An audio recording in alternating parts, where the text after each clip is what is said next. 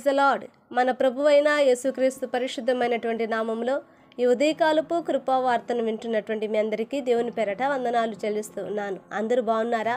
మరి పూట ప్రభు మనకిచ్చినటువంటి వాక్యాన్ని మనము పరిశుద్ధ గ్రంథములో చదువుకుందాం. యెషయా గ్రంథము 11వ అధ్యాయము 2వ వాక్యాన్ని చదువుదాం. యెషయా గ్రంథము 11వ అధ్యాయము మరి 2వ వాక్యాన్ని చదువుకుందాం.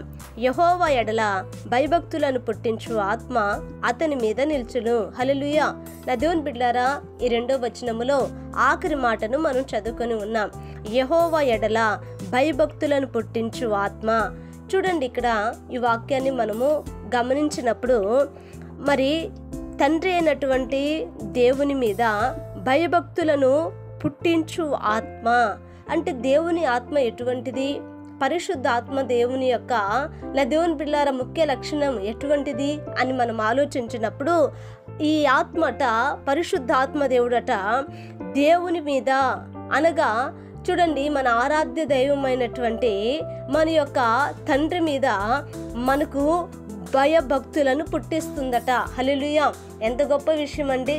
ఎంత అసలు ఆలోచించినప్పుడు మరి ఈ మాట ఎంత చక్కగా రాయబడి ఉందో మనము అర్థం చేసుకోవాలండి. ఎందుకనంటే చూడండి, ఈ రోజున మరి మనుషుల యందు లేకపోతే మరొక వారి యందు భయమును లేకపోతే భక్తిని, ప్రేమను ఇటువంటివి ఎన్నో కనుపరుస్తున్నారు. కానీ మనల్ని సృష్టించినటువంటి సృష్టికర్త అయినటువంటి మన దేవుని మీద ఈరోజు ఆయన ప్రజలమైనటువంటి మనకు ఏమి లేదు అని అంటే భయభక్తులు లేవంటే భయభక్తులను మనం కోల్పోయాం. చూడండి, భయభక్తులు కలిగి జీవించినటువంటి వారిని ప్రభు ఎంత ఆదరించాడు, ఎంత ఆశీర్వదించాడు, ఎంత తోడై ఉన్నాడు.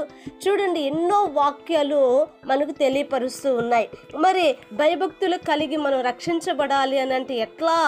భయం లేని వ్యక్తిలో భయాన్ని పుట్టించాలి, భక్తి లేని వ్యక్తిలో భక్తిని పుట్టించాలి. మరి ఎవరికి సాధ్యము? దేవుని వాక్యం అంటది పరిశుద్ధాత్మ ద్వారా అట మనలో భయము భక్తి ఏర్పడుతుందట. హల్లెలూయా. నా దేవుని బిడ్డలారా, చాలా చక్కని మాట అండి ఇది. ఆయన ద్వారా మనలో ఒక భయభక్తులు ఏర్పడటమే కాదు, కానీ ఆ భయభక్తులను పుట్టించు ఆత్మ ఇప్పుడు మన మీద నిలుస్తూ ఉందట.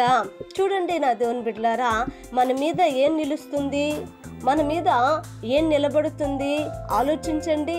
మరి ఈరోజు నా పరిశుద్ధ ఆత్మ ద్వారా నీవు దేవుని యందు భయభక్తులు కలిగి ఉండటానికి పరిశుద్ధాత్మను మనం పొందుకోవాలండి. పరిశుద్ధాత్మ పూర్ణులుగా మనం మారాలి. పరిశుద్ధాత్మ దేవునికి మనల్ని అప్పగించుకోవాలి. పరిశుద్ధాత్మ దేవుని మనము ఆహ్వానించాలి. అలా ఎప్పుడైతే ఇదిగో పరిశుద్ధాత్మ దేవునికి మన ప్రాణాత్మ శరీరాలను అప్పగిస్తామో ఇప్పుడు ఆ ఆత్మట దేవుని యందు భయభక్తులను మనలో పుట్టిస్తూ ఉందట. హల్లెలూయా. మన బుద్ధిలో, మన మనసులో, మన ఆలోచనలో, మన హృదయంలో, మన ఆత్మలో నా దేవుని బిడ్డలారా ఒక భయము భక్తిని ఏర్పరుస్తూ ఉంది దేవుని ఆత్మ. కనుక ఈ ఉదయకాలం ముందు మాటలు విన్నటువంటి నా దేవుని బిడ్డలారా మనము ఇదిగో పరిశుద్ధ ఆత్మ దేవుని ఆహ్వానించాలి.